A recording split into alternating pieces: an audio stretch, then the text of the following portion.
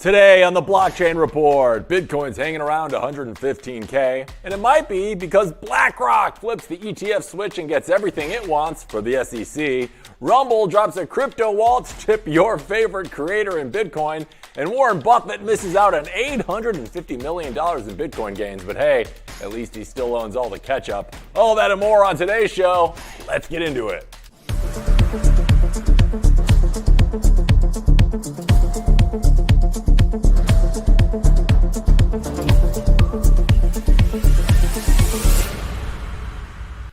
Good morning, my decentralized darlings, and welcome back to another episode of the Blockchain Report. I'm Hank Hudson, broadcasting live from the beautiful San Francisco, California. It's Wednesday, that magical midpoint where you're equally close to freedom in a full-blown existential crisis. Now, before we plunge face first in today's pixelated puddle of regulatory chaos, let's ease into it with a little investor imagination. Picture a world where your dollar cost averaging is emotionally stable, and slam that like button like it ghosted you after promising 100x gains. And while you're channeling all that misplaced rage, go ahead and follow RoxomTV and yours truly at Hank at RoxomTV, because your cousin's MLM group chat is not where you should be getting your financial insight. All right, enough foreplay. Let's roll into the morning with our market rundown and see who's still afloat in this glorious sea of volatility. Let's go.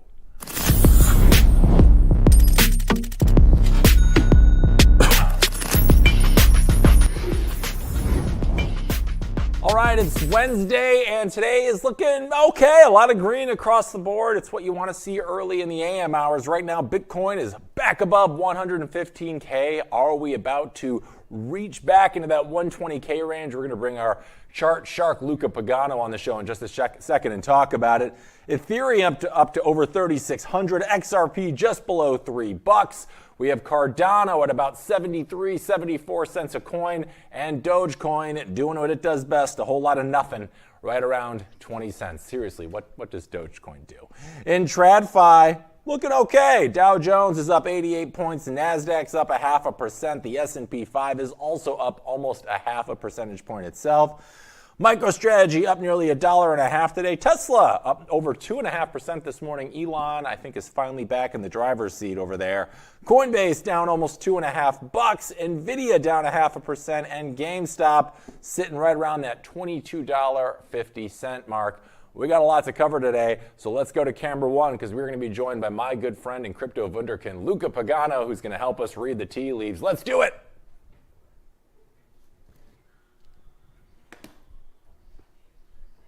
Oh, it's beautiful, Hank. This is not financial advice.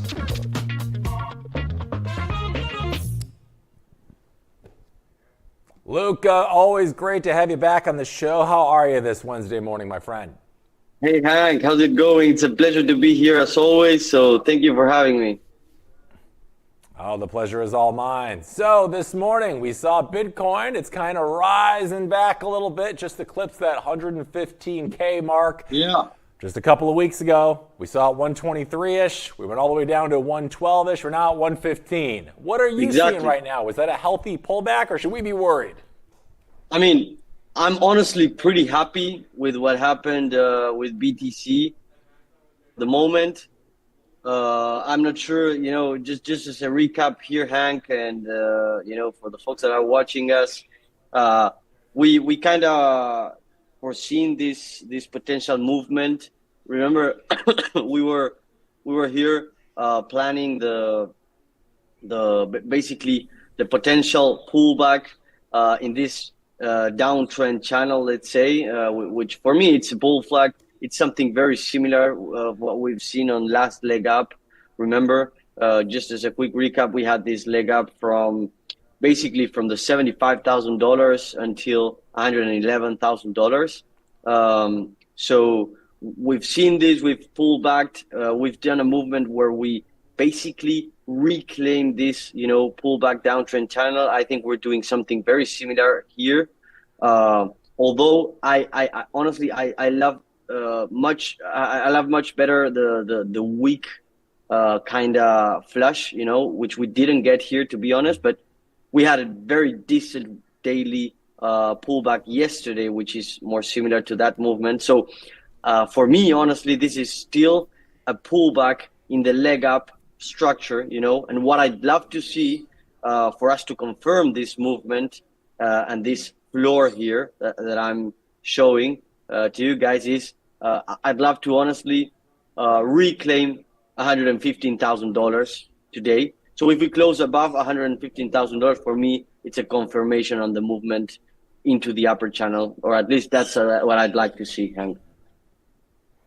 So yeah, and what are we looking at toward the end of the week? I know it's important that we close the week on a certain note to maintain any kind of bullish momentum. So what numbers are you looking at right now, and what should we be paying attention to as we make our way to the second half of this week?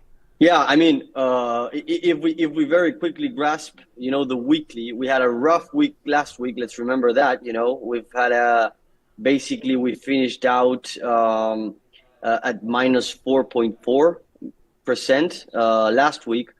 What I'd love to see on the weekly is to get above this $170,000 for us to just quickly recover onto last week's fall, right? I think that would make very much sense. It would also position us much in the higher channel. So if we lower the frequency real quick, basically it would get us into the high ends of our downtrend channel, right? So I think that would make very much sense onto recovery and to expecting it a breakout soon. So that's what we should be wary. I mean, that's on the upside. Hank, as you know, I always love to show us also what the possibilities are on the downside. So we should definitely be defending this pullback area that we had this week in terms of the $112,000. Okay. And I also want to talk about Bitcoin's dominance. We saw when Bitcoin dropped down from those all-time highs, it felt like we saw some profit taking there, maybe getting shifted into some potentially larger alpha plays like Ethereum, which we've seen in the last couple of months come back from the dead. It was sitting all the way around 1,500. Now we're at over 36. What are you seeing on the charts for Ethereum right now? That's for me. That's a key point. First, going very quickly into the Bitcoin dominance with you, Hank.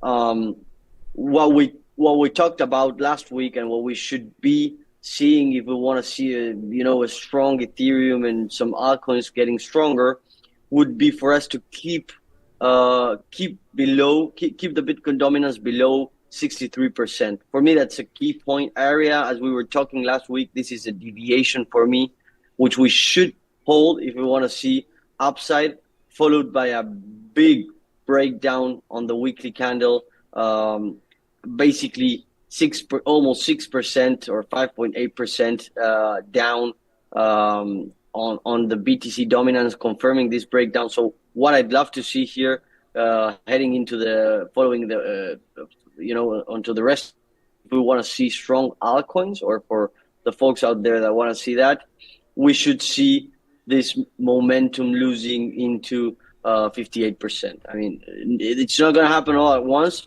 but we definitely shouldn't be pushing up above 63% for me, for us to see a good outlook onto the altcoins, right? Mm-hmm. And we've had a lot of guests on the show in the last couple of weeks here, Luca, talk about what they think Bitcoin could reach by the end of the year, right? We're always playing the price prediction game. But in order to kind of confirm we might be going to that next level up, what does the charts look like in terms of Bitcoin's dominance then? Does it need to reach a certain percentage, you think, to kind of confirm that we are maybe on the next way to new all-time highs? And if so, what does that look like? Yeah, I mean, I think as of right now, we're honestly on a scenario where we see Bitcoin going up and altcoins as well. The question there may be who's dominating as well. That's what we were talking about earlier here. For us to see like big domination in terms of BTC heading to new all-time highs, and for me, my next target is $135,000. That's what Fibonacci at least tells me. And for us to see that clearly, we should definitely head up onto 3%. And for me, the last level of defense in terms of Bitcoin dominance or the big target is definitely 73%. We had it last cycle. We touched this 3 times already on last cycle. So I think it's definitely a very important level for us to take into account. But if we very quickly see, FBTC, for me, this is looking great, honestly. I mean, we've seen this floor very clearly heading into latest bottom on 2020, and we definitely reacted onto that. We've seen a V-shaped recovery, which is beautiful to see. For me, things are looking good, and we should see higher highs for Ethereum. We're seeing this in terms of volume as well. Things are looking good, honestly, for Ethereum as well. So for me, again, this is the kind of thing where the question is who's most interesting, not who falls or who goes down. For me, to Ethereum really liberate himself, we should break out clearly $4,000, which has been the resistance for the last, since 2024, the beginning of 2024, we've seen this clear resistance. So if we can manage to break out this, I think.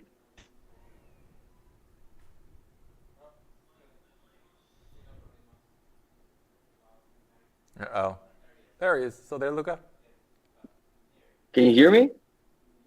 There we go. We got your back. Awesome. That pesky bird in the walls. Go ahead. No, I was saying, like, things can get pretty crazy with Ethereum if we can break out $4,000, because this has been the clear resistance last cycles. Right, and I remember the last, I think, all-time high during the last cycle for Ethereum, when Bitcoin reached that 69K mark, Ethereum was up to, I think, like around 4,800. Yeah. Do you think that we're going to eclipse Ethereum's all-time highs this cycle? It's been kind of a wild ride compared to previous cycles. Ethereum hadn't been moving the same way we had been used to. That's definitely a good question. I mean, I love Fibonacci, so for marking it real quick, with this level of accumulation, we've had since the beginning of 2024, we're seeing this on Ethereum, right? Which is not, it's some good time to accumulate, and it's a big range as well. So let me mark it real quick so that you can see. For me, definitely a good level we should take an eye on is probably $5,600 on Ethereum. For me, this is a clear target. Looking out into this big range accumulation in terms of spread and in terms of time. When you have big accumulations in terms of time and big ranges to accumulate, which is this, this range is huge. And if we measure this real quick, we're talking about 165% of our range. So we should definitely be seeing, at least for me, if we can break this out, heading into the mid $5,000. Love to hear it. Now, on the other side of the coin, we have people coming up, big names in the space, Robert Kiyosaki, Arthur Hayes, that are saying we could very well see Bitcoin crash back to 100, maybe even 90K, which would definitely seem to be some good buying opportunities. Now, not saying it's going to go that low, but what are you looking for in terms of Bitcoin if it were to fall down to that might be an opportunity for all of us to get some more cheap BTC before the next leg up? Well, yeah, I mean, how I see it here, Hank, is for me, it's very clear that $112,000 is pretty much the last level of defense in terms of structure of this bullishness of the second leg up, right, that we're seeing here. So if we manage to break down that, for me, it's a clear signal that this as a whole is a deviation. Should definitely be testing low range, which is between 100,000 and $96,000. For me, that makes sense, honestly. So this is the two levels I'm seeing right now. We're trading in ranges, so it's a pretty clear structure, which is good for trading, So I'd be, for me personally, this is not financial advice, but for me, this counts as a second leg up until proven otherwise, right? Proving otherwise would mean we break down here. If we manage to break down $111,000, $110,000, for me, next target is into the lower range, between $100 and $98,000, and we will see what we can get there. But definitely be looking to accumulate BTC on that zone if given, right? But for me, I'm still not looking at that until we invalidate this bullish structure. Does that make sense? Yeah. Yeah, no, absolutely. I guess my question is, if we breached that 100K mark again, would buying at that level kind of be like trying to catch a falling knife? Because we know those 6 digits is a big psychological number for a lot of people. So if we break 100, do you think it's likely that we could see it break down maybe even to 90? Because again, the psychology of all of this certainly plays into it, right? Well, that's honestly a great point, because something I love to talk is about the psychology behind, and to be honest with you, if things go south in that sense, and I think this is an important lesson for all the traders out there, that's why I love to anticipate to the plans, because when the time comes where you should buy, if you see the chart slide there, you won't want to buy. You will be too afraid to buy. That's why we try to anticipate, try to put some bids, and try to understand the levels where important levels play out and high probability setups come. It may fail, of course, but you should. I mean, if you're seeing it live, you won't want to buy, because it will be definitely some scary prices out there. In terms of redness of candles. Do you get what I mean? That's why we try to anticipate. Yeah, absolutely. Yeah, everybody gets freaked out when they see those red candles, when oftentimes those are the opportunities where we can kind of fill our bags with some cheap. Exactly. I mean, those are what everyone wants: lower prices. The thing is, if you're willing to buy when the lower prices come, are you willing to buy fear when prices give it to you? Yeah, it's when the blood is in the streets is when we should actually be looking to accumulate more and stuff our bags. Because, like you and I, we know where Bitcoin's going. If you scale back, it's always up and to the right. But people get caught up in these short-term macro narratives that freak them out. And then we all hear the Bitcoin is over talk when, it really just dropped 20 or 30%, which we've seen far bigger corrections over the history of Bitcoin. So just to recap really quick before we let you go, Luca, the levels we should be looking out for before the weekend are 112 low and possibly 117 high, and we're in good shape. Is that right? Exactly. That's perfect, Hank. We should see what the rest of the week gives us. All right, awesome. Well, we're looking forward to hopefully having you back later this week, Luca. Always a pleasure. We appreciate you and your chart analysis. And for everyone at home that wants more of it, some of them just can't get enough, where should they go to get more of all of your great analysis online? Yeah, I mean, it's always a pleasure to be here, Hank. So thank you for having me. We will try to keep this updated at Luca at Roxom. So thank you very much, and see you soon, man. See you soon. Thanks, Luca. All right, we're taking a break, but when we're back, this morning's bull run where we go over the top stories of the day, so stay tuned. We'll be back with more Blockchain Report. Security matters. XAPPO Bank, the only way to bank your Bitcoin. Apply now at XAPPObank.com. So, tell us about your furry friend here. What's his name? Oh, this? This is Bitcoin. Bitcoin? He's not just a cat, he's family. Quite a name, and I must say, looks quite pampered. Oh, absolutely. Bitcoin deserves nothing but the best. He's my little prince. But with such a valuable pet, aren't you afraid of losing him? Losing Bitcoin? No, it never happened before, so it's not something I worry about. Excuse me for a moment. Bitcoin, stay here, right?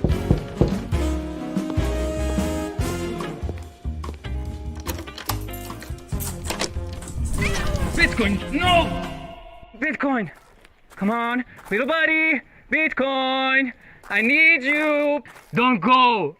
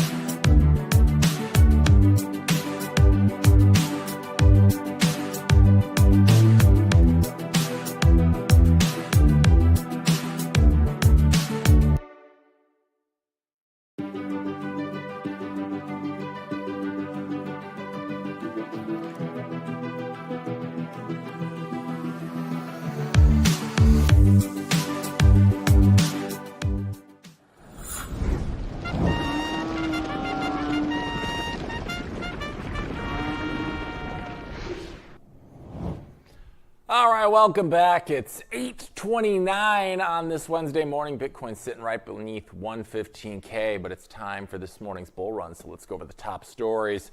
And in case you haven't noticed, Wall Street is quietly rebuilding the crypto market brick by brick. And BlackRock, well, they're holding the trowel. After a $300 sell-off rattled markets last week, Bitcoin dropped nearly 10% from its all-time high of 123K. But beneath the surface, well, a new ETF structure just quietly detonated. The U.S. Securities and Exchange Commission, the same agency that used to treat crypto like a financial biohazard, has now approved in-kind creation and redemption for Bitcoin ETFs. Translation, ETFs can now swap Bitcoin in and out of the fund directly instead of using cash. This, my friends, is a huge deal. It makes it easier and cheaper for institutions to play. And it's exactly what BlackRock's been pushing for. Back in January, BlackRock filed a request to allow these in-kind transactions because when you manage $10 trillion and run the largest Bitcoin ETF on the planet, you don't ask for things, you manifest them. Now, as of now, BlackRock's ETF controls $85 billion in assets. That's more than triple the second place fund run by Fidelity, which manages $23 billion. So the gap is very real. And with this new approval, that gap could turn into a canyon. Analysts are calling it symbolic, a signal that Gary Gensler's era of crypto foot dragging is officially over. SEC Chair Paul Atkins even said it's a new day for the agency, which is a polite way of saying the last guy was asleep at the wheel.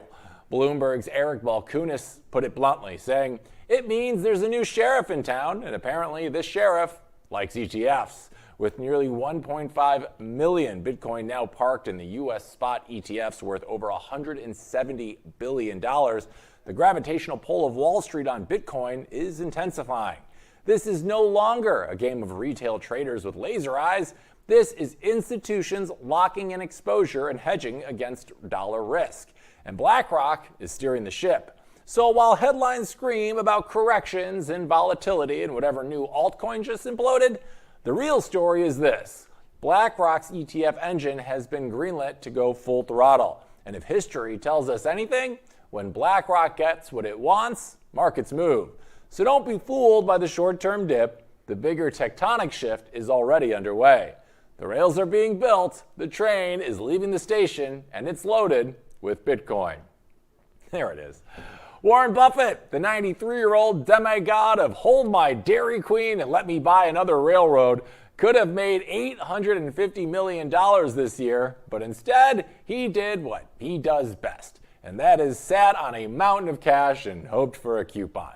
According to Berkshire Hathaway's latest filings, the company ended Q2 with over $100 billion in cash and cash equivalents.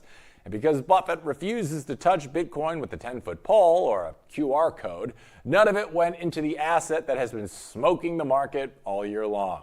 If Berkshire had just allocated 5% of that cash to Bitcoin at the beginning of 2025, they'd be up over $850 million in unrealized gains. But nah.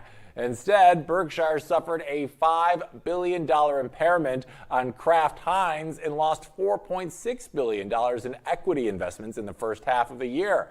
That's what happens when your hedging strategy is wait for a recession and maybe buy more ketchup. Now, to be clear, Berkshire did post a headline profit of $12.3 billion in Q2, but most of that came from insurance and bond gains, not equities. And definitely not anything that looks like Bitcoin. Berkshire stock is up 3.55% year to date, and Bitcoin, 16.85%. Even the S&P is beating Berkshire at about 7.5%, and Bitcoin's outperformance isn't just a fluke. It's also outperforming Berkshire's top holdings, Apple, American Express, and Coca-Cola. Let that sink in for a second. The asset Buffett once called rat poison squared is now outperforming his holy trinity of fruit, credit, and sugar water. Oh, and by the way, Buffett's stepping down as CEO. His successor, Greg Abel, has not said a word about Bitcoin, which is code for get ready for another decade of missing the obvious. Berkshire hasn't bought back a single share of its own stock this year, and it's missed the one asymmetric bet that could have actually helped. Buffett's legacy is definitely safe, but that $850 million, well, it's gone straight into the cold storage of someone with a bit more vision. And if 2017 Jamie Dimon met 2025 Jamie Dimon in a bar, they'd probably get into a fight because the JP Morgan CEO has gone from calling Bitcoin a fraud and worse than tulip bulbs to saying, quote, "I'm a believer in stablecoins." Yeah, really. In a CNBC interview, Dimon said JP Morgan is expanding its digital assets because it's what the customer wants, not what JP Morgan wants, which is CEO speak for we'd rather make money off this than lose clients over it. Dimon was clear that all financial innovation comes with risk, but apparently he's decided stablecoins and blockchain are risks worth taking. Let's rewind the highlight reel here for a second, because back in 2017, he said he'd fire any JP Morgan trader caught buying Bitcoin. In 2018, he compared Bitcoin to a pet rock. And in 2024, he told the World Economic Forum that Bitcoin has no intrinsic value. And in January of 2025, he still called it a tool for sex traffickers, money launderers, and ransomware. So this recent pivot isn't exactly subtle. But the bank's actions speak louder than Dimon's quotes. JP Morgan recently partnered with Coinbase. Starting this fall, Chase cardholders will be able to buy crypto directly on Coinbase. They'll even be able to redeem Chase rewards for points for USDC. And that's not all. The bank is reportedly exploring direct loans collateralized by Bitcoin, with a pilot program potentially launching in 2026. That's right. The guy who once said crypto was for criminals is now getting ready to lend against it. Turns out, if enough customers ask for something, Wall Street eventually sells it to them. It's a tale as old as time, really. And while Dimon hasn't gone full Bitcoiner just yet, the direction of travel is quite clear. Even JP Morgan can't ignore this asset class forever, and if stablecoins and BTC-backed lending become standard tools in the big bank toolkit, that's another step toward mainstream legitimacy for crypto and another green light for Bitcoin adoption at scale. All right, we're going to take a look at what is going on the Roxom X page. Let's go to camera 3 here, boys and girls, and see what is breaking right now. Okay, let's take a peek at the top. We have, this was just in about 12 minutes ago, publicly listed Empery Digital, formerly Volcon, there we go, acquires another 88 Bitcoin. So their total holdings now are over 4,000 BTC. We're seeing this every day. All right, gang. Every day, it's either a new company is coming out and saying we're stacking Bitcoin in our company treasuries, or you'll see the players that have already started this year stacking more Bitcoin. This is no coincidence. This is the way the world is moving, and we're seeing it right before our eyes. So if you still doubt what's going on in front of you, just read any local paper or a CNBC article, and you'll see it there too. It's happening every day. We talk about it all the time. So what else we got here? Right now, okay, just in about an hour ago, Bitcoin advocate Senator Marsha Blackburn will run for Tennessee governor in 2026. Now, why is this important? Well, I can tell you why. Because Blackburn is actually a big advocate of Cynthia Lummis's plan for the United States to buy 1 million Bitcoin for their own American Bitcoin strategic reserve. Because remember, right now, the American reserve is only constituted of Bitcoin that has been appropriated via seizure or forfeiture from criminal endeavors, think like Silk Road and things like that. But the second you are fake news. Hey, get out of here. The second we hear the United States come out and say they are going to actively start acquiring Bitcoin, we are off to the races. Yeah, boy. That's right. Yeah, Flavor knows. So we are eagerly waiting for that day to come, because once it happens, the dominoes will start to fall, and Bitcoin, full Bitcoin, is going to officially be out of reach for most people out there. So as we always say on the show, it's not financial advice, but we've had people far smarter than me and you come on the show and say, listen, stack what you can now, because we all know what's coming. Scale back those 15 or 16 years of Bitcoin's price charts, and everything always goes up and to the right. So this is a nice step in that direction that we already know we're going. We're just putting the guardrails there so we can actually go full throttle. And it is coming, whether you're ready for it or not. So keep stacking those stats. All right, we got any other big news today? Okay, if we scroll down a little bit, 2 hours ago, we have BAC Holdings, which is BKKT on the New York Stock Exchange, acquires 30% of publicly listed kimono maker Marusho Hata, and they plan to pivot to a Bitcoin treasury strategy. Another company, another example. Again, this is the way the wind is blowing, and you'd be a fool to ignore it at this juncture, because that's the way it's going, gang. So, this is just more of the same. We scroll down a little further. We have Satsuma Technology. They've raised $217 million and added almost 1,100 Bitcoin to their treasury stack. We're seeing it every hour. There's somebody else either starting their own Bitcoin treasury strategy or adding to one they currently have. So the writing's on the wall here, kids. Pay attention. We're going to take a break, but when we're back, we got Blockchain Without Borders and more of this morning's top stories to come. So stay tuned. More Blockchain Report coming at you.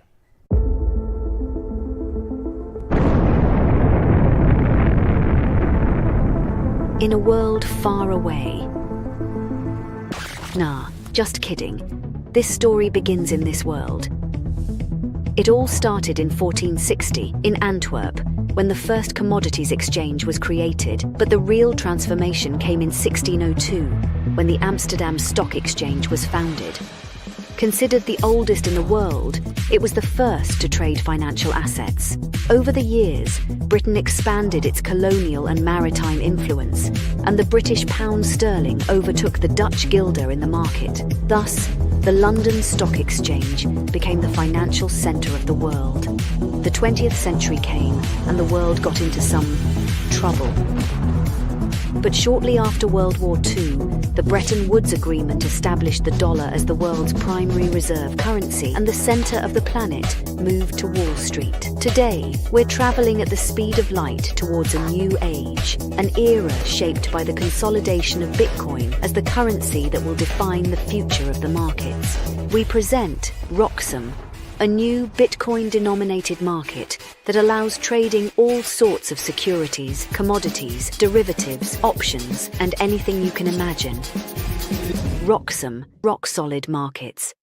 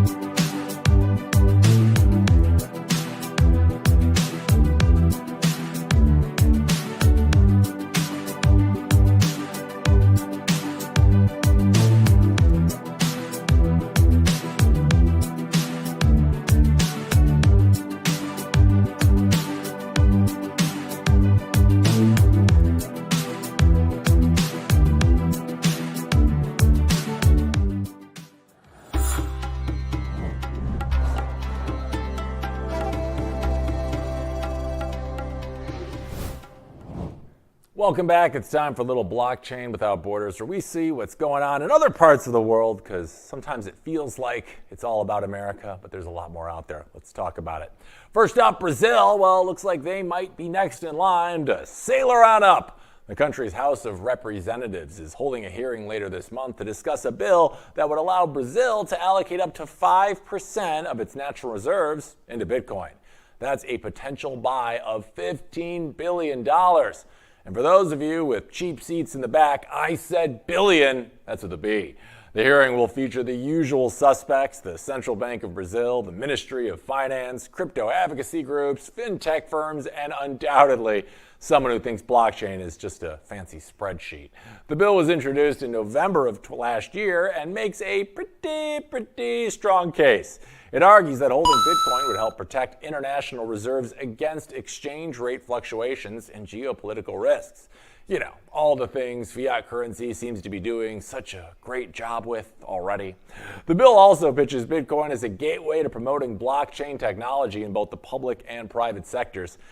Now, this isn't a done deal just yet. If the House approves it, it still has to go to the Senate, and then it's up to President Lula to actually sign it or veto it, depending on whether he sees Bitcoin as a digital gold or a digital nonsense.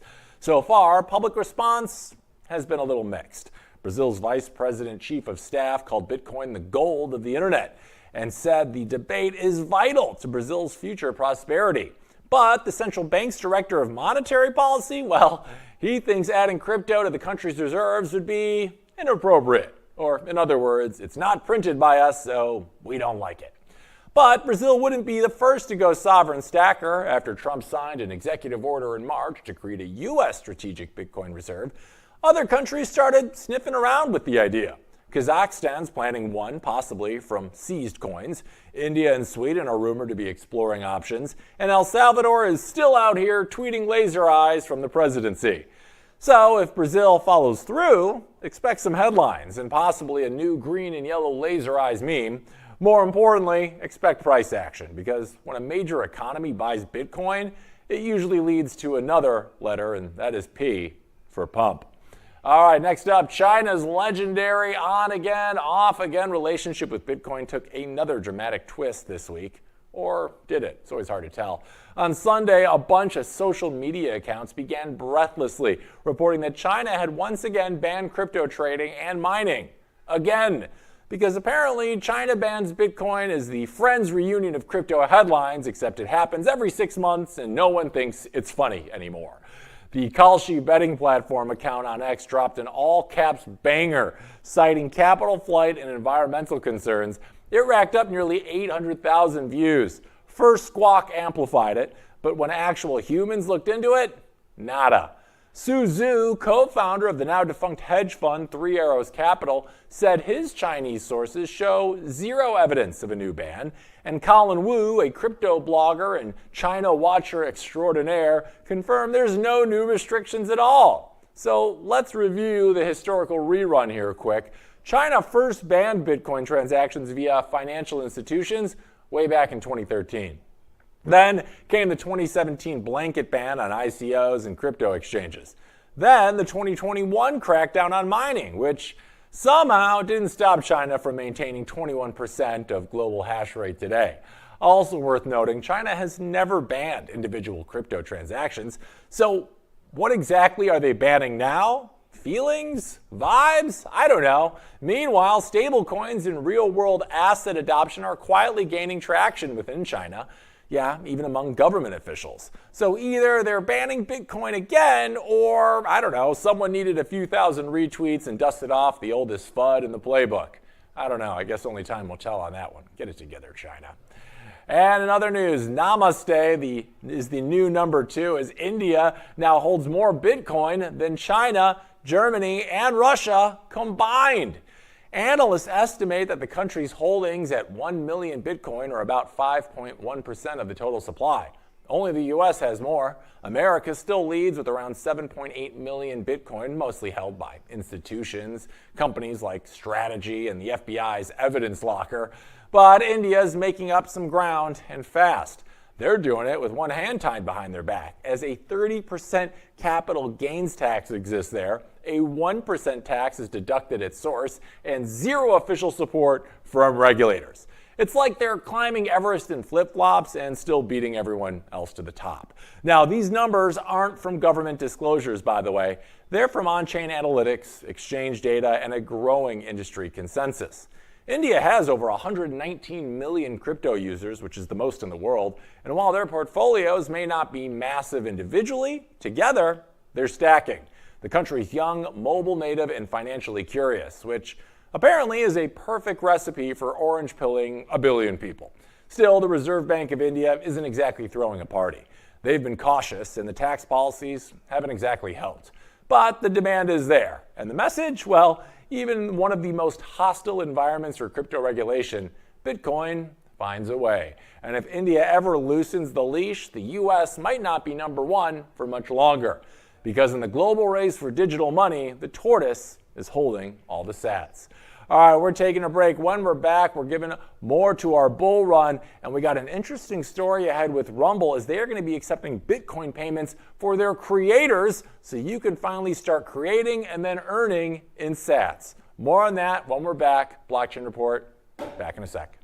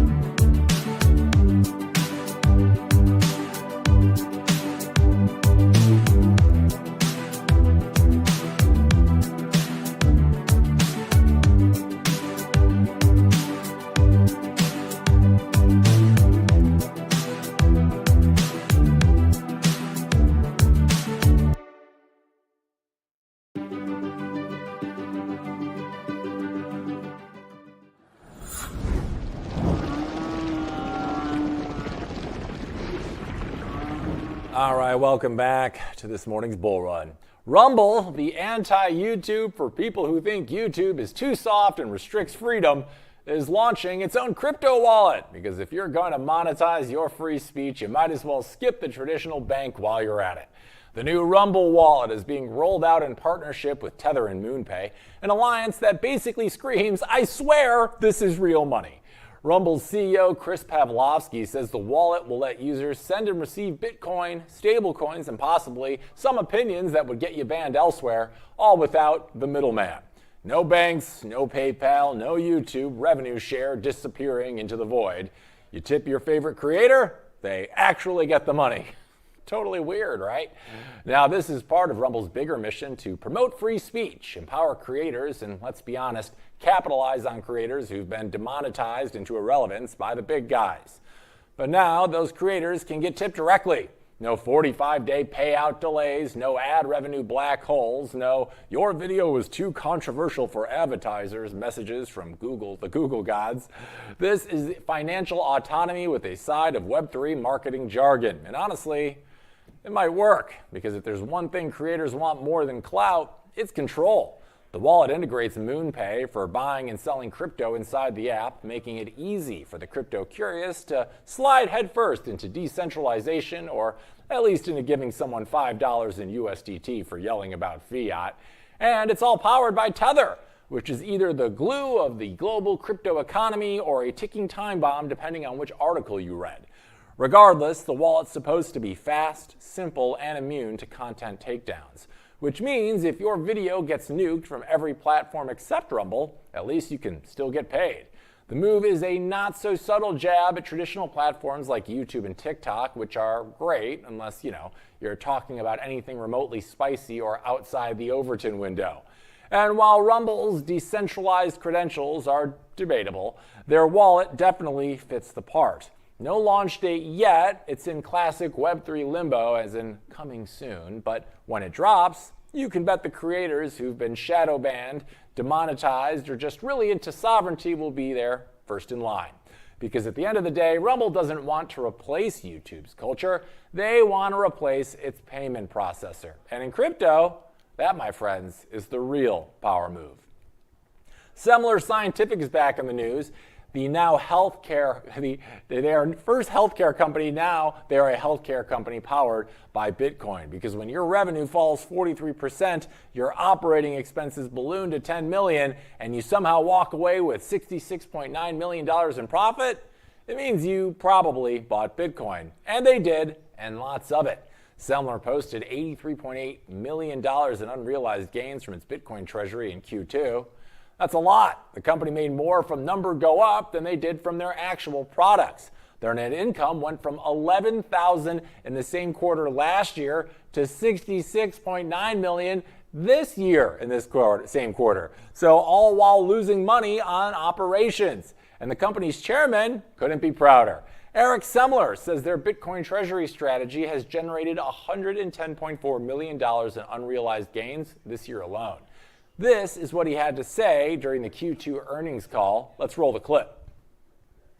Since adopting the Bitcoin standard just over a year ago, we've strategically and assertively acquired 5,021 Bitcoin, now valued at approximately $586 million, with a cost basis of $476 million, resulting in an unrealized gain of $110 million.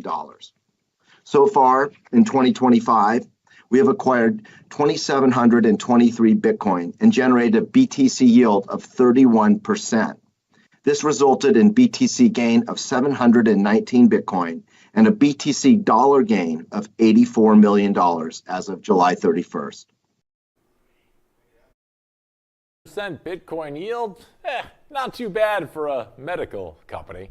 Semler Scientific also launched Cardiovanta, a subsidiary focused on heart failure and cardiac arrhythmia detection. In case anyone's heart stops from checking their Bitcoin balance. To cap it all off, Semler entered into an ATM offering agreement to sell up to $500 million in stock through major banks. So, health tech by day, Bitcoin gigachads by night. It's the Michael Saylor model, but with blood pressure monitors. And honestly, it seems to be working. SEC Chairman Paul Atkins, he's officially launched something called Project Crypto, It's a sweeping initiative to modernize U.S. securities laws using blockchain technology. Because nothing says modern like using the world's slowest government agency to regulate the world's fastest moving asset class. The plan is actually pretty simple, according to Atkins. Stop chasing crypto projects offshore with vague rules and instead give them a reason to come on home. This means clear classifications for tokens, single state licensing for app builders, and letting the SEC work with the new crypto task force. Yeah, that's a real thing, and no, it doesn't come with capes. Atkins claims this will align with President Trump's goal of turning America into a global crypto hub. He even quoted Congress saying they intended for competitive forces to drive the national market system, not red tape and 70-year-old statutes. Meanwhile, venture capitalist and all Bitcoin everything maximalist Tim Draper is practically foaming at the mouth. He took to X to say Project Crypto could make his dream of a Bitcoin-only world come true. A fund raised in Bitcoin, employees paid in Bitcoin, accounting, taxes, audits, all on-chain. Basically a world without middlemen, just smart contracts and optimism. Draper said the whole system could run on software. No human error, no friction, no accountants either, so a mixed blessing. Now, what does this all mean for Bitcoin itself? Well, if the SEC truly lets crypto operate with regulatory clarity instead of whack-a-mole lawsuits, we could see more businesses going full Bitcoiner. That means more demand, more on-chain infrastructure, and yes, more moon math. The SEC usually gets mocked for being behind the curve, but if Atkins pulls this off, it might be the first time a regulator creates a bull market on purpose. We'll see how that plays out. And Donald Trump, I think it's the first time we actually mentioned him on the show today, which is very odd. Well, he has spoken again, and Scott Bessent is not going to be the next Fed chair. In an interview with CNBC, Trump confirmed the Treasury Secretary is staying put, which is ironic because Bessent is the guy helping lead the search for Jerome Powell's replacement. Apparently, finding your own replacement is now part of the job description. Trump did confirm that Fed Governor Adriana Kugler will be stepping down this Friday, a few months ahead of schedule. She's heading back to Georgetown University, where presumably she'll be teaching macroeconomics, and it doesn't come with daily CNBC interrogations, so I can understand the appeal. That early exit gives Trump an opening to appoint a short-term replacement and potentially the next Fed chair in waiting. Trump listed Kevin Hassett and Kevin Warsh as contenders, as apparently you now need to have be named Kevin to run monetary policy here in America. No, it's true. Look at it. Now, there's also some reporting that Christopher Waller is in the mix, but Waller's cautious approach to rate cuts may not win him any Mar-a-Lago golf invites anytime soon. Trump has been very vocal about wanting interest rates cut by 3 percentage points, which is basically the monetary equivalent of jumping out of a plane and hoping rates hit the ground first. So, will Trump fire Powell? Nope, not legally, anyway. He wants to, but under Section 10 of the Federal Reserve Act, he can't just yeet the Fed chair for not cutting rates fast enough. There has to be cause, and not doing what I tweeted doesn't count. Also, after pushback from JP Morgan CEO Jamie Dimon and other finance overlords, Trump confirmed Powell will finish out his term. But make no mistake, changes are coming. Trump is already reshaping trade policy and apparently auditioning every economist with a pulse to replace Powell. If a pro-Bitcoin Fed chair ever sneaks into that shortlist, you can bet the market won't be the only thing that pumps. And Robert Kiyosaki's back in the news. The author of Rich Dad, Poor Dad and Twitter's unofficial financial hype man is praying for a Bitcoin crash. Not because he hates Bitcoin, it's because he wants a bigger bag. In a recent post to his 2.8 million followers on X, Kiyosaki invoked what he calls the August curse, a historical trend where Bitcoin tends to nosedive in the late summer sun. He floated the idea that Bitcoin could drop below 90K this month. Yeah, I know. And instead of panicking, he's foaming at the mouth. Kiyosaki wrote, if the Bitcoin August curse hits and Bitcoin crashes, I stand by 2x my position today. So he's not going to buy the dip, not accumulate cautiously, oh no, he's going to double up because nothing says fiscal responsibility quite like rooting for a 21% crash so you can go all in. Now, to be fair, Kiyosaki, he's got his reasons, and they're not totally irrational. He sees the real problem not as Bitcoin volatility, but as, and we quote, our multi-trillion-dollar debt and incompetent PhDs running the swamp, the Fed, and our Treasury.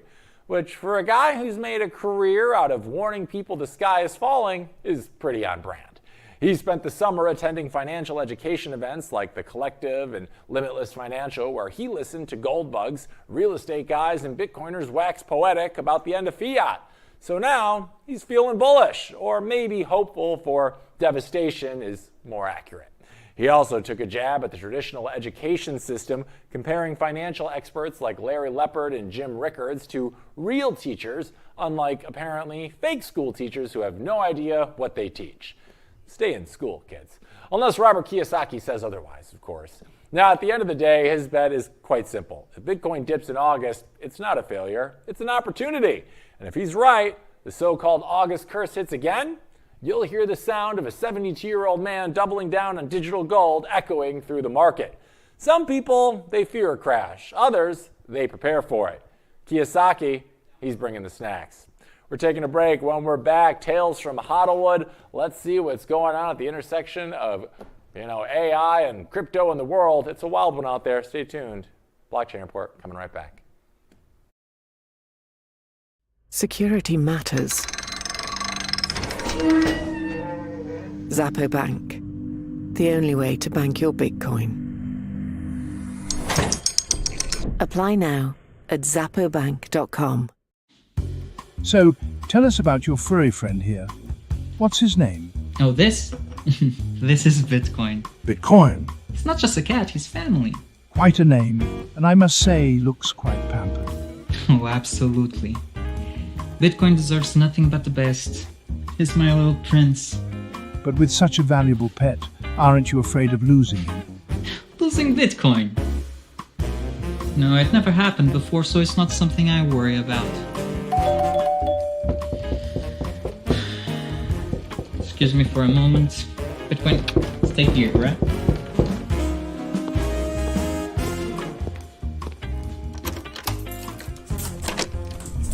Bitcoin, no!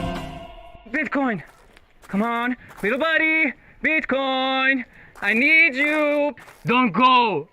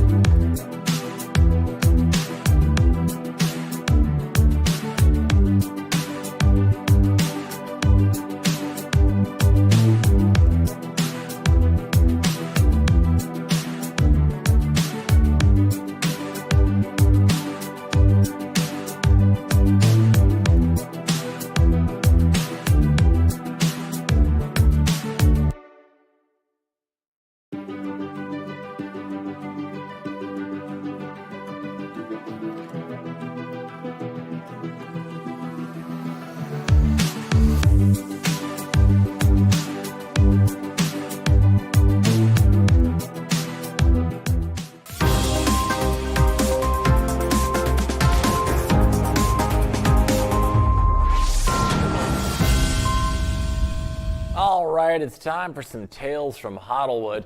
And a move that should surprise absolutely no one in the simulation. Hollywood has decided to make a movie about billionaires bickering over AI. The upcoming film is called Artificial, and yes, it's a comedy drama because what else do you call the 3-day civil war that happened at OpenAI back in 2023? Amazon MGM Studios is backing the project, which is currently in development and expected to shoot later this year with a release date sometime in 2026. And what can only be described as a bold casting choice, Ike Barinholtz is in talks to play Elon Musk. Yeah, that Ike Barinholtz, the one from the Mindy Project and the studio. Apparently, Hollywood's plan is to portray the richest man in the world as either an egomaniac or a punchline, or perhaps both. Elon may want to post his complaints now because according to reporting from Puck, the script refers to him as a dictator. It includes several scenes of what's described as villainy and comic relief. Or in other words, it's not a flattering biopic. It's a roast with production design. Andrew Garfield will reportedly play Sam Altman, the OpenAI co-founder and current CEO who was famously fired and then unfired in 2023 after allegedly being less than truthful with his board. Altman, if you recall, was accused of withholding key information, misrepresenting facts, and allegedly making the work environment so toxic that 2 executives claimed psychological abuse. In response, hundreds of OpenAI employees threatened to quit unless Altman was reinstated, which he was 5 days later, because nothing says good governance like an HR crisis followed by a group hug. Also set to appear in the film is Yura Borisov as Ilya Sutskever, the OpenAI co-founder who helped boot Altman and then signed a letter saying oops and demanded that he come back. The movie is being directed by Luca Guadagnino, best known for turning Call Me By Your Name into an Oscar darling and Challengers into a thirst trap. So yeah, expect long stares, tension-filled silences, and possibly Musk and Altman sharing a peach. Forbes reports that Elon Musk is currently worth over $415 billion, while Altman's net worth is estimated at $1.8 billion. In movie math, that means Elon gets top billing and Altman gets portrayed by a Spider-Man. Now, as for the other billionaires involved, they're not exactly safe either. Microsoft CEO Satya Nadella and Anthropic CEO Dario Amodei are also reportedly in the script, possibly getting their own turns on the caricature carousal. No word yet on whether Bitcoin will make a cameo, but considering the film centers on the OpenAI meltdown, it really should. Because if there's one thing that isn't artificial in this whole saga, it's Bitcoin. The only real, apolitical, decentralized tech, and a story full of power struggles, egos, and PR cleanup crews. And let's be honest, by the time this movie hits theaters in 2026, the most unrealistic thing about it might be the fact that none of the billionaires paid for anything in Bitcoin. Victor, I want to talk about this one. I know you are quite the cinephile, and I always love to see how castings match up with the real world people they're supposed to be portraying. What are your thoughts on these castings? Some interesting choices here. Yeah, I like Andrew Garfield. I don't know if he would be my first choice to play Sam Altman, but we'll see. Who would you go with? Do you have someone in mind that you think would maybe, I think Garfield kind of looks like him-ish. Well, there's no one who comes to mind immediately. I think my thing is that I think Andrew Garfield is very attractive, and I don't see Sam Altman attractive, so... Oh, well, maybe they'll like fudge up his nose or make him look Most a little likely, maybe gain some weight for the role or something. Yeah, I can see like, that. Yeah. You know, in Hollywood, everybody's always a little bit more attractive than the people they actually played. What's his face from Napster was portrayed by Justin Timberlake in The Social that's Network. True. Yeah. Like, you know. No, I'm actually pretty excited. Luca Guadagnino is one of my favorite directors. Did you know? Okay. Did you know they're filming it in San Francisco, like right now? Oh, really? Yeah, that's all over TikTok. They've seen Andrew Garfield walking around like at the Marina District. So, oh man, we got to start contacting his PR people for an interview. Yeah, on the maybe we show. can bring them in. Right, get on in here. Maybe they can film a cameo or something. Who Yeah, knows? that would be awesome. And then they also had that Ike Barinholtz as Elon. He's an interesting guy to cast. I'm not even sure who I would pick if I had the option Right. to. Gaston, can you put up my share screen? See there you go. See, I don't see it either. I don't either, but the makeup teams are so good. That's true. And I've seen Barinholtz play like kind of funny, pompous characters before, so like maybe just the acting chops are there, and they'll figure out the whole face thing later. I don't know. Yeah, I mean, I guess that with makeup now you can, and maybe they'll use AI. That's true, and terrifying. Maybe they will use AI. Yikes! Here, and then there's that other movie that's coming out. That's what do you got? More pictures? Oh yeah, go for it. What were you gonna say? No, I was going to say there's another kind of movie that's akin to this, is they're making The Social Network 2, right? Right. And they replaced Jesse Eisenberg with, word on the street is Jeremy Strong, who doesn't really look like Zuckerberg, but man, is he a good actor. So I'm actually pretty pumped for that recasting. I'm not a huge Eisenberg fan, personally. I don't mind him. I just had a couple more pictures of the cast and just kind of comparing them. Yeah. Like I was talking about. Let's see. Yeah, let's take a peek. Yeah, Andrew Garfield, Sam Altman. I don't see it. But well, you get rid of the beard, maybe. The beard is the makeup for men, right? It makes us all look a little bit better, unless like blah. So I think maybe you pull the beard back, you fix his hair a little bit. Contacts. But I hear you. Yeah. And I feel like Garfield's head's a little small. Altman's got one of those big mantle pieces. I feel like you need somebody like that. Yeah. Doesn't quite fit it for me. They've already started production on this, right? Yeah, they're filming it already. Yeah. I think his girlfriend, right, is the girl that Garfield's seeing that was showing up at Wimbledon. I think she's in the movie. Is that how they met, presumably, I think? I don't know. I don't follow much of the gossip, She's but cute, though. you could be right. Yeah, I don't know. And then, so I guess the actor is the one on the left here. I'm not familiar with his work. He was in Honora. It won Best Picture last year. And he was nominated. Okay, so he's really good. He's a hot commodity right now. Yeah. Honestly, call me crazy here. I feel like the guy on the right, the Ilya guy, you take Henry Cavill, you shave his hair into a horseshoe pattern, he looks like a better looking version of this guy. I agree. He looks a little Cavill-esque, right? Yeah. I say that in a very complimentary way. He's a handsome but so, and then there's Monica Barbera. All these pictures and loading. Let's see. Oh, yeah. But she was in A Complete Unknown. She was also nominated. She was. Yeah, she's the one who's dating Garfield in real life. I bet they met on this project. Oh, they are. Oh, okay. Yeah. Okay. I mean, It's not she's that bad a girl. of a She's got casting. brownish hair. She's got a face. Pretty close. I can see that. Anybody else? Yeah. I think that's it. Yeah. But That's it. I'm looking forward to it. I'll be interested in seeing it. This casting is great. I mean, Those the were a actors wild are couple great. of days. I'd actually be curious too if Emmett Shear is featured in it. I actually had the pleasure of doing an interview with him sometime like late last year, and he was the OpenAI interim CEO when Altman got fired, and Shear was one of the co-founders of Twitch. So I'll be curious to see who maybe they have play him. He's got a look too, but it looks like he won't be a featured player if he's not on this. What is You don't know? a Business Insider article. So I don't know. We'll see. All interesting stuff. Let's take a break. When we're back, I think it's time to wrap things up today with a little bullish bearish. Does that feel right to you, Victor? Yep, let's do it.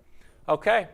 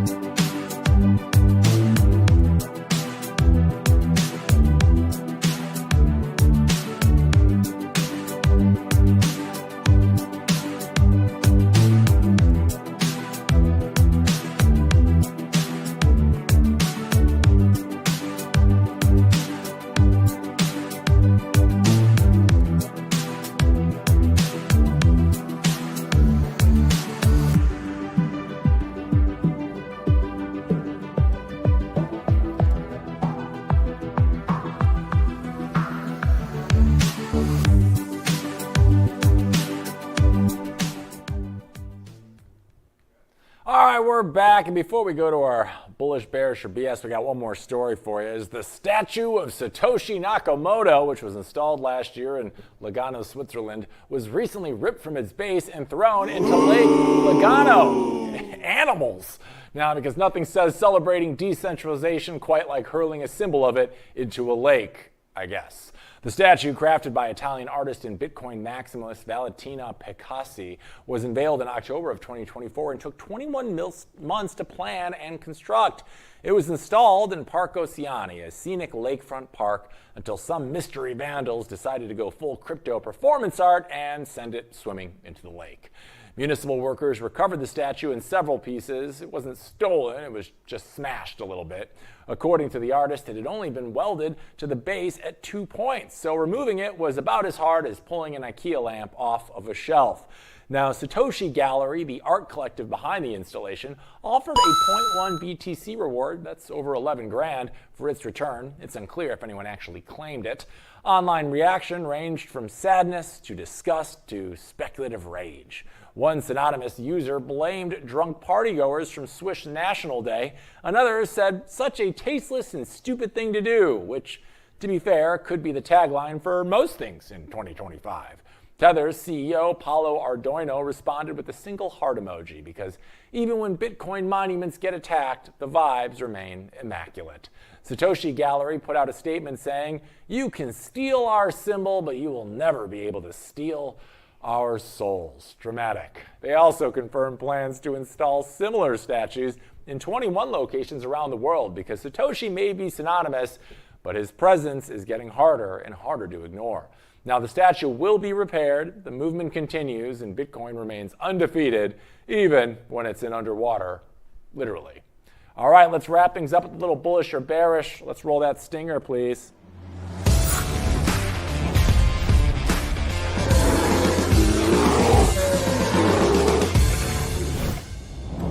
All right, time to wrap things up with a little bullish, bearish, or BS, where we go over our top stories of the day and say if they're looking good, bad, or otherwise for our beloved Bitcoin. First up, our recap. Rumble, the platform for creators that are too spicy for YouTube, is launching its own crypto wallet in partnership with Tether and MoonPay to let users send and receive Bitcoin and stablecoins without middlemen or censorship. Whew, I'm bullish on this. I mean, this move pushes financial sovereignty for creators and normalizes Bitcoin as a censorship-resistant payment method, especially in an era where traditional platforms are throttling payouts and free speech. If Rumble adoption grows, Bitcoin usage will rise in parallel, expanding the network effect and putting more eyes and wallets on Bitcoin. So direct payments in Bitcoin to demonetized creators, that's bullish for adoption and for Bitcoin's price. So I'm bullish on that. Next up, the SEC has approved in-kind creation and redemption for Bitcoin ETFs, meaning ETFs can now swap Bitcoin directly in and out of the fund instead of using cash. A move BlackRock has been pushing for that could massively scale institutional Bitcoin flows. Very bullish on this. I mean, this is how Bitcoin goes from a hedge to a pillar of modern finance. In-kind ETF flows mean less friction, lower fees, and deeper liquidity, all of which paved the way for more big money to park itself in Bitcoin. BlackRock getting exactly what it wants? Well, historically, not a great sign for democracy, but absolutely fantastic for the Bitcoin price chart. So BlackRock's ETF structure is getting greenlit. That, my friends, equals rocket fuel for Bitcoin's next leg up. So 2 bullish, 0 bearish, 0 BS. Let's see if we can go for the clean sweep today. Lastly, Berkshire Hathaway left $850 million in gains on the table by not allocating even 5% of its $100 billion cash pile to Bitcoin in 2025, while Buffett's beloved equities lag behind both Bitcoin and the S&P 5. Bullish on this too. I mean, every time a legacy investing icon gets publicly dunked on by Bitcoin, it chips away at the boomer portfolio narrative. Buffett missing out is the best Bitcoin ad we didn't have to pay for. It reinforces Bitcoin's value proposition and shows that even the smartest money can look really dumb when they ignore asymmetric bets.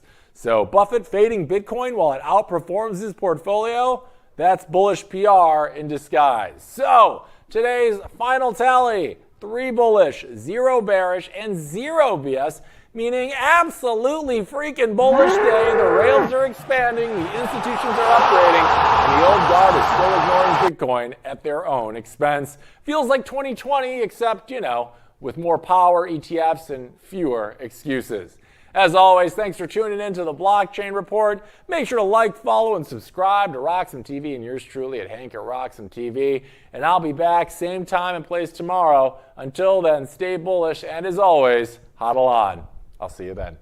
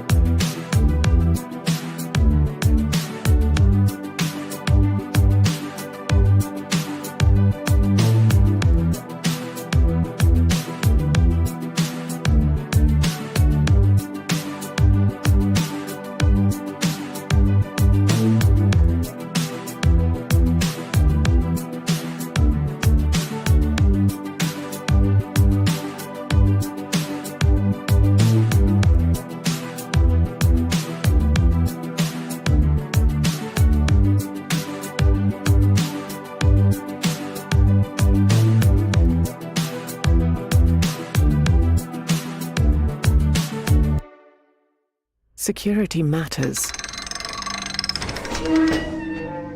XAPPO Bank. The only way to bank your Bitcoin. Apply now at XAPPOBank.com. So, tell us about your furry friend here. What's his name? Oh, this? This is Bitcoin. Bitcoin. It's not just a cat, he's family. Quite a name, and I must say, looks quite pampered. Oh, absolutely. Bitcoin deserves nothing but the best. He's my little prince. But with such a valuable pet, aren't you afraid of losing him? Losing Bitcoin? No, it never happened before, so it's not something I worry about. Excuse me for a moment. Bitcoin, stay here, right?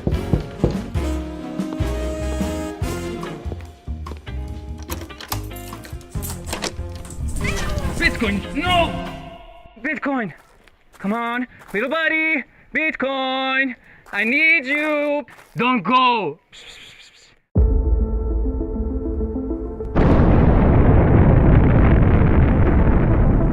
In a world far away. Nah, just kidding. This story begins in this world. It all started in 1460 in Antwerp, when the first commodities exchange was created, but the real transformation came in 1602, when the Amsterdam Stock Exchange was founded. Considered the oldest in the world, it was the first to trade financial assets. Over the years, Britain expanded its colonial and maritime influence, and the British pound sterling overtook the Dutch guilder in the market. Thus, the London Stock Exchange became the financial centre of the world. The 20th century came, and the world got into some trouble. But shortly after World War II, the Bretton Woods Agreement established the dollar as the world's primary reserve currency, and the centre of the planet moved to Wall Street. Today, we're travelling at the speed of light towards a new age, an era shaped by the consolidation of Bitcoin as the currency that will define the future of the markets. We present Roxom, a new Bitcoin-denominated market that allows trading all sorts of securities, commodities, derivatives, options, and anything you can imagine. Roxom, rock-solid markets.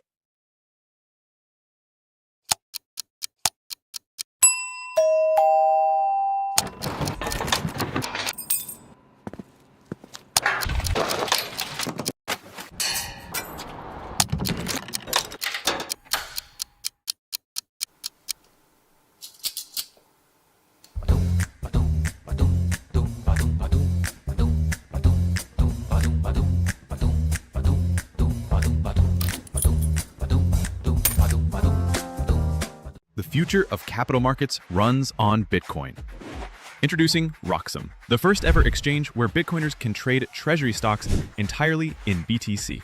Get exposure to top Bitcoin holding companies like MicroStrategy and Metaplanet, priced in Bitcoin from the start. No fiat, no middlemen. This is what financial freedom looks like. Early access now live at roxom.com/treasuries. Built by Bitcoiners for Bitcoiners.